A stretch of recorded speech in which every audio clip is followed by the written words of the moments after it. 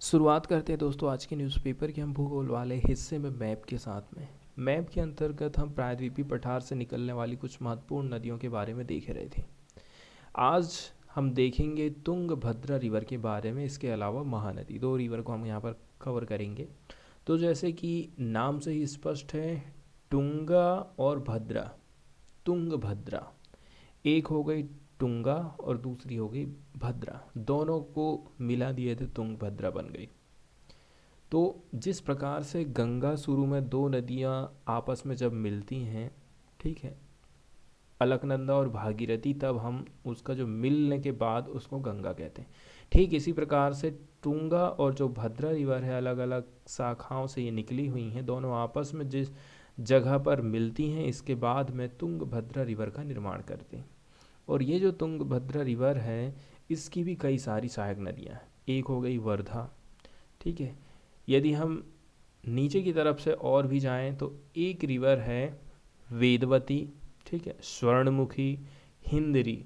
ये सब मिलकर के कहाँ जाती हैं? कृष्णा रिवर में जाकर के मिल जाती हैं। तो तुंगभद्रा भी जो है कृष्णा रिवर की सहायक नदी है। ये तो थी तुंगभद्रा रिवर से संबंधित मैप से रिलेटेड थोड़ी सी बेसिक जानकारी। यदि हम इसके उद्गम की बात करें तो कर्नाटक में पश्चिमी घाट के पहाड़ की गंगा मूल चोटी से तुंगा नदी, ठीक है, और नज़दीक में ही स्थित है काडूर से भद्रा नदी निकली है। ये इसका उद्गम स्रोत कहाँ का है? ये है पीले कलर से कर्नाटका। ज़्यादातर हिस्सा आप देखेंगे कर्नाटका में ही इसका प्रवाहित होता है। तो कर्नाटका में से ये निकली है। एक नदी है तुंगा और दूसरी नदी है भद्रा। जब इन नदियों का शिमोगा डिस्ट्रिक्ट में कुदाली नामक पर जगह पर संगम होता है, तब जाकर के इसका नाम पड़ता है तुंगभद्रा। ये कृष्णा की एक सहायक नदी है। इसकी लंबाई है 640 किलोमीटर और इसकी जो प्रमुख सहायक नदी है वो है कुमुदवती, वर्धा, मगारी और हिंद्र। ये इसकी प्रमुख सहायक नदियां हैं। अगली जो महत्वपूर्ण नदी हम देखने वाले हैं वो है महानदी। महानदी हम देख रहे हैं, ये जो पहला वाला जो स्टेट है जहाँ से ये निकली है वो है छत्तीसगढ़। छत्तीसगढ़ से ये निकली है और यहाँ से होते हुए इस प्रकार से ये झारखंड, उड़ीसा होते हुए, उड़ीसा से सीधे कहाँ? बे ऑफ बंगाल, बंगाल की खाड़ी में अपना पानी गिराती है। गहिर माथा मेरीन यहाँ पर आपको पड़ जाएगा देखने के लिए। और थोड़ा सा यहाँ पर चिल्का लेक भी हमको दिखाई देती है, समुद्र के किनारे ही, जो कि खारे पानी की सबसे बड़ी झील है। महानदी पर ही सबसे बड़ा डैम भी बनाया गया है। तो ये नदी मध्य प्रदेश में अमरकंटक श्रेणी के दक्षिण में रायपुर जिले में सिहावा के नज़दीक 40 मीटर की हाइट से निकली है, ठीक है। और ज़्यादातर उड़ीसा में इसका बहता है हिस्सा 857 किलोमीटर की डिस्टेंस ये तय करती है। इसके बाद कटक के किनारे बंगाल के खाड़ी में जाकर के अपना पानी छोड़ती है। इसके 1,41,600 वर्ग किलोमीटर का अपवहन क्षेत्र में मध्य प्रदेश, झारखंड, उड़ीसा, महाराष्ट्र और इस प्रकार से 2-3 स्टेट इसी में आ जाते हैं। और हीराकुंड बांध, जो कि सबसे बड़ा डैम माना जाता है, इसी रिवर पर बनाया गया है। कौन सा डैम? हीराकुंड डैम। तो अभी हमने जो दो रिवर देखे हैं उसमें से दो में से सबसे ज़्यादा इम्पोर्टेंट रिवर तो महानदी ही है, ठीक है। महानदी से रिलेटेड किसी न किसी प्रकार से क्वेश्चन जरूर पूछे ही जाते हैं। महानदी सिस्टम उड़ीसा राज्य का सबसे बड़ा नदी सिस्टम माना जाता है। क्यों? निकली भले ही ये छत्तीसगढ़ से है, लेकिन सबसे ज़्यादा हिस्सा इसका प्रवाहित होता है उड़ीसा में। ये डार्क कलर आप जो देख रहे हैं चंदन कलर का, यहीं पर इसका अपवहन क्षेत्र ज़्यादा है। प्रायद्वीपीय भारत की तीसरे नंबर की सबसे बड़ी नदी है, मतलब सबसे बड़ी हो गई गोदावरी, गोदावरी के बाद कृष्णा और कृष्णा के बाद आ जाती है महानदी। इस नदी का जो जलग्रहण क्षेत्र है, कैचमेंट एरिया है, वो छत्तीसगढ़, मध्य प्रदेश, उड़ीसा, झारखंड और महाराष्ट्र तक विस्तारित है। इसका जो बेसिन वाला एरिया है, नॉर्थ में जाएंगे तो मध्य भारत की पहाड़ी, दक्षिण और पूर्वी में पूर्वी घाट और पश्चिम में मैकाल पर्वतमाला से घिरा हुआ है।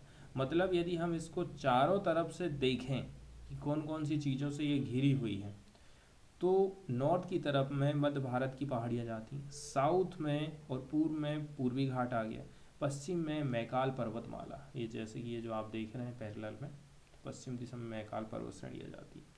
इसकी बहुत सारी सहायक नदियाँ जैसे कि शिवनाथ, हसदेव, मांड, आईबी, और नीचे तरफ से आप देखेंगे तो जोंक, ओंग, सतकोशा, ठीक है, ये इसकी प्रमुख सहायक नदियाँ हैं।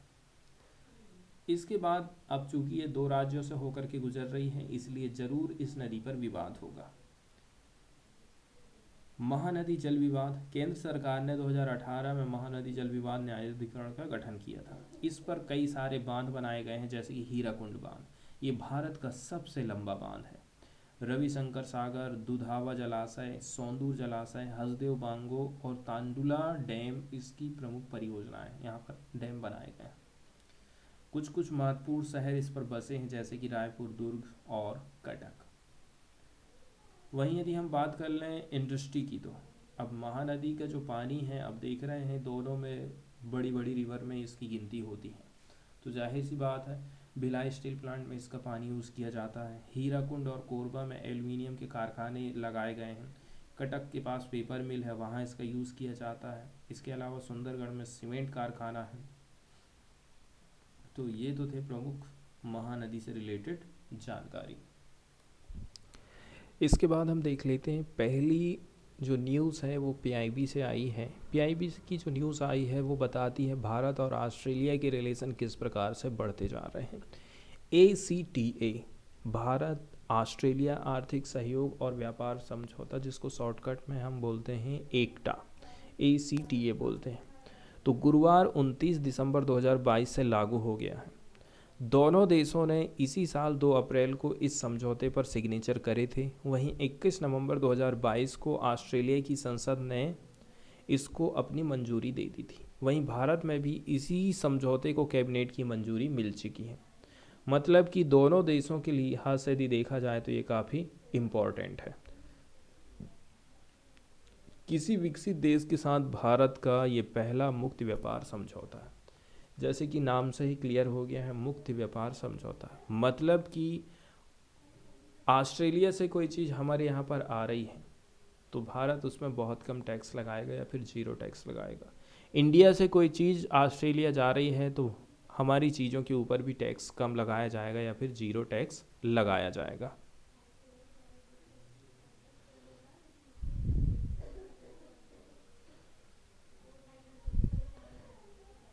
ठीक है, तो यदि हम देखे हैं कि विकसित देश के साथ ऐसा पहली बार हुआ है कि हम फ्री ट्रेड एग्रीमेंट कर पाए हैं। इस समझौते में दो मित्र देशों के बीच बायलैटरल इकोनॉमिक और ट्रेड रिलेटेड रिलेशन में बदलाव आना है या फिर बढ़ोतरी होने वाली है। भारत के इन श्रम प्रधान क्षेत्रों में लाभ होने वाला है। इस व्यापार समझौते के अंतर्गत भारतीय निर्यात ऑस्ट्रेलिया में अपनी 100% टैरिफ लाइन के लिए, ठीक है, शून्य शुल्क बाजार पहुंच से लाभान्वित होंगे। 100% टैरिफ लाइन के लिए, ठीक है, जीरो शुल्क मार्केट हमें अवेलेबल हो पाएगा। इससे जैसे हम रत्न एक्सपोर्ट कर रहे हैं, कपड़ा भेज रहे हैं, चमड़ा, फर्नीचर, खाद्य, कृषि प्रोडक्ट, इंजीनियरिंग प्रोडक्ट और चिकित्सा उपकरणों जैसे भारत के श्रम प्रधान देशों को लाभ होने वाला है। देश में 10 लाख नौकरियां भी इससे सृजित होने का अनुमान लगाया जा रहा है। तो भारत ने अपनी जो टैरिफ लाइन है इनके 70% से भी ज़्यादा पर ऑस्ट्रेलिया को तरजीही पहुंच प्रदान करी है, जो मुख्य रूप से कच्चे माल और मध्यवर्ती उत्पाद हमारे तैयार उत्पाद को प्रतिस्पर्धी बनाने के लिए अवेलेबल कराएंगे। मतलब हम उनसे कच्चा माल लेने वाले हैं। आने वाले 5 साल में जो बायलैटरल ट्रेड है 45 से 50 बिलियन डॉलर पार हमारा हो जाएगा। अभी क्या है, 31 बिलियन का ट्रेड हो रहा है। आने वाले 5 साल में 45 से 50 बिलियन डॉलर के पार जाने की उम्मीद है। इसके अलावा 6000 से ज़्यादा उत्पाद निर्यात शुल्क से मुक्त हो जाएंगे। बहुत सारी चीज़ें ऐसी हैं जिनको हम एक्सपोर्ट करते थे तो ऑस्ट्रेलिया हमसे टैरिफ लेता था, हमसे टैक्स लेता था, तो वो सारी चीज़ें अब ख़त्म होने वाली हैं। इसको और भी यदि हम आसान शब्दों में यदि समझें तो जब हमारे देश से कोई भी सामान दूसरे देश में जा रहा है या फिर हम उसको एक्सपोर्ट कर रहे हैं, तो वहाँ की गवर्नमेंट उन सामानों में या फिर उन सर्विस पर कुछ टैक्स लगाती है, जिसको इंपोर्ट ड्यूटी के तौर पर हम जानते हैं। इसे टेक्निकल भाषा में टैरिफ कहते हैं।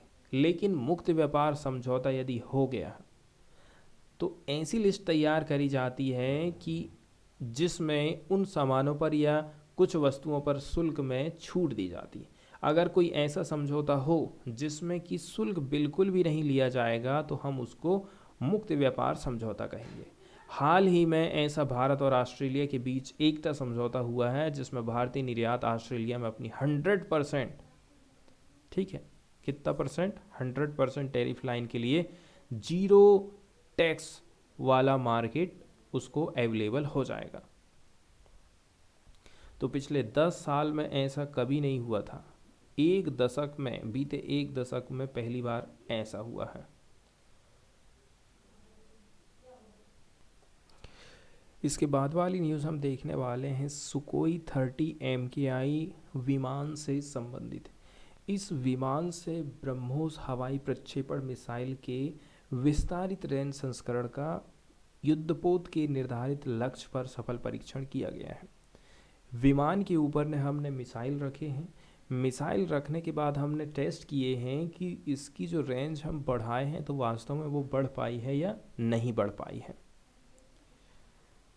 तो देखिए, भारतीय एयरफोर्स ने सुखोई 30 MKI विमान से युद्धपोत के निर्धारित लक्ष्य पर ब्रह्मोस हवाई प्रक्षेपण मिसाइल के विस्तारित रेंज संस्करण का टेस्टिंग किया है। इस मिसाइल ने बंगाल की खाड़ी क्षेत्र में एक युद्धपोत पर सटीक निशाना लगाया। इसके साथ ही भारतीय सेना ने अब बहुत लंबी दूरी पर सतह के साथ साथ ही समुद्री टारगेट पर भी सुखोई 30 MKI विमान द्वारा सटीकता के साथ हमले करने के लिए एक कैपेसिटी हमने हासिल कर ली है। सुखोई 30 MKI विमान के इस प्रकार का जो प्रदर्शन रहा है उच्च किस्म का। समन्वित मिसाइल की विस्तारित रेंज, हमारी जो रेंज है हमने उसको विस्तार भी कर दिया है। मतलब हमारी जो एयरफोर्स है इस उपलब्धि को प्राप्त कर चुकी है। इसमें भारतीय वायुसेना शामिल थी, भारतीय नौसेना शामिल थी, DRDO रहा, BPL और HAL के समर्पित और क्रियाशील प्रयासों ने इस उपलब्धि को हासिल करने के लिए बहुत ज़्यादा मदद करी है। इंडियन एयरफोर्स के पास एक फाइटर जेट है जिसका नाम है सुकोई 30 MKI, Su-30 MKI इसको बोलते हैं। ये जो दिखाई दे रहा है आपको, ये रूस के सुखोई 27 का एक नया वर्जन है। भारतीय वायुसेना के पास 272 सुखोई 30 MKI फाइटर जेट्स हैं। रसिया का सुखोई 30 एक बेहतरीन लड़ाकू विमान है, लेकिन उसे अलग अलग देश अपने हिसाब से चेंज करते रहते हैं या फिर अपने हिसाब से ढाल लेते हैं। मतलब हमारी जो भौगोलिक स्थिति है, हमारा देश की जो भौगोलिक स्थिति है उस हिसाब से हम इसमें चेंज करते रहते हैं। Su-30 MKI फाइटर जेट का निर्माण भारत में HAL करती है, हिंदुस्तान एरोनॉटिक लिमिटेड। ये सार्वजनिक क्षेत्र की कंपनी, मतलब केंद्र सरकार इसके पास ज़्यादा हिस्सेदारी, केंद्र सरकार की कंपनी आप इसको बोल सकते हैं, ठीक है। इसे रूस के सुखोई कॉरपोरेशन ने 1995 में बनाना चालू करा था। इसके बाद 1997 में HAL ने लाइसेंस लिया और भारतीय वायुसेना के हिसाब से बदलाव चालू कर दिया। मतलब Su-27 का जो वर्जन था उसको यहाँ पर अपडेट किया गया है। तो MKI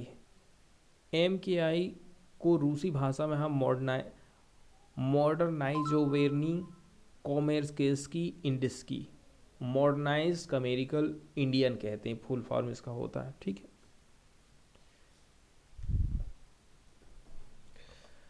अब हम देखने वाले हैं न्यूज़ द हिंदू से। द हिंदू की पहली खबर हम देखेंगे इलेक्ट्रिक वोटिंग मशीन से संबंधित, ठीक है। EVM में कुछ नए सुधार किए गए हैं। रिमोट EVM को रेडी किया गया है ताकि जो माइग्रेंट्स लोग हैं वो वोट कर सकें आउटसाइड स्टेट। जैसे कि यदि मैं छत्तीसगढ़ में रह रहा हूँ, मैं रहने वाला हूँ MP का, अब MP में चुनाव होने वाले हैं और मेरा नाम वहीं का है, मेरा वोटर आईडी एमपी का है, छत्तीसगढ़ में मैं जॉब कर रहा हूँ। अब मुझे वोट डालने के लिए कहाँ नहीं जाना पड़ेगा, मध्य प्रदेश नहीं जाना पड़ेगा। ऐसी व्यवस्था इलेक्शन कमीशन की तरफ से की गई है। ये जो मशीन बनाई गई है ये हैंडल कर सकती हैं मल्टीपल कॉन्स्टिट्यूएंसीज को from a single remote polling booth panel to demonstrate prototype functioning on 16 January. अब इसका जो कामकाज है उसके बारे में बता रहा है कि ये मॉडल के तौर पर काम करना चालू कर देगा 16 जनवरी से ही। इलेक्शन कमीशन ने थर्सडे के दिन अनाउंसमेंट किया है कि वो डेवलप करेगा क्या चीज़, एक प्रोटोटाइप, मतलब मॉडल होता प्रोटोटाइप का मतलब multi constituency remote electric voting machine, shortcut में इसको RVM कहते हैं, to enable remote voting by migrant voters. ठीक है, इससे सुविधा होने वाली है माइग्रेंट वोटर्स की, जो कि कभी एक स्टेट में काम करने जा रहे हैं, कभी दूसरे स्टेट में काम करने के लिए जा रहे हैं, तो उनको काफ़ी सुविधा इससे होने वाली है। तो चुनाव आयोग घरेलू प्रवासी वोटर्स के लिए एक नई सुविधा शुरू करने जा रहा है। इसके अंतर्गत अब चुनाव के दौरान प्रवासी मतदाताओं को वोट डालने के लिए गृह राज्य जाने की जरूरत नहीं है। तो आयोग ने 16 जनवरी को सभी पार्टियों के लिए इसका लाइव डेमो भी रखा है। चुनाव आयोग ने सभी राजनीतिक पार्टियों को 16 जनवरी को लाइव डेमो के लिए बुलाया। सभी पार्टियों और हितधारकों से फीडबैक और प्रोटोटाइप के प्रदर्शन के आधार पर चुनाव आयोग दूरस्थ मतदान पद्धति को लागू करने की प्रक्रिया पर आगे बढ़ने वाला है। तो इलेक्शन कमीशन ने इनवाइट किया है जितनी भी जो रिकॉग्नाइज पॉलिटिकल पार्टीज हैं, इसमें 8 नेशनल लेवल वाली हैं, 57 स्टेट लेवल की हैं, कि आप जो है प्रदर्शन करिए प्रोटोटाइप का 16 जनवरी को। चुनाव आयोग ने कहा था कि 2019 के आम चुनाव में 67% वोटिंग हुई थी, 30 करोड़ से ज़्यादा मतदाताओं ने वोट नहीं डाला था। मतलब ये जो वोट है ना काफ़ी महत्वपूर्ण है, काफ़ी इम्पोर्टेंट इसका महत्व है। इसके बाद वाली जो न्यूज़ देखने वाले हैं वो जस्ट फॉर हमारी जानकारी के लिए है। RT-PCR नेगेटिव रिपोर्ट मस्ट कर दी गई है, अनिवार्य कर दी गई है एयर ट्रैवलर्स के लिए। ठीक है, 5 एशियन कंट्रीज़ हैं, यदि वहाँ से कोई व्यक्ति आ रहा है तो उनके RT-PCR की जांच निगेटिव होना चाहिए, और उन्होंने जांच करवाया है कि नहीं करवाया है, तो अब जांच को अनिवार्य कर दिया गया है। ठीक है, अब हम देख रहे हैं कि कोविड-19 का केसेस बढ़ते जा रहा है, इसके साथ साथ में चिंता भी बढ़ते जा रही है सरकार की। तो गवर्नमेंट ने निगेटिव RT-PCR रिपोर्ट को अनिवार्य कर दिया है। रिक्वायरमेंट रहेगी एयर ट्रैवलर्स के लिए जो आ रहे हैं China, Japan, south Korea, Singapore और थाईलैंड से। अब चूंकि ये जो देश हैं चाइना से या तो लगे हुए हैं या तो यहाँ पर ज़्यादा केसेस आए हैं इन 5 एशियन कंट्रीज़ में, इसलिए ऐसी व्यवस्था सरकार कर रही है। नेक्स्ट न्यूज़ हम देखने वाले हैं कालसा बंदूरी ड्रिंकिंग वाटर प्रोजेक्ट से रिलेटेड। इसको केंद्र सरकार की नोड मिल गई है। नोड का मतलब होता है अनुमति मिल जाना। केंद्र सरकार ने थर्सडे के दिन एक्सेप्ट कर लिया है एक डिटेल्ड प्रोजेक्ट रिपोर्ट को, शॉर्टकट में DPRS हम किसको कह सकते हैं। ये रिपोर्ट कह रही है कि इम्प्लीमेंट करना है दशकों पुरानी कालसा बंदूरी ड्रिंकिंग वाटर परियोजना को in the inter state Mahadayi river basin.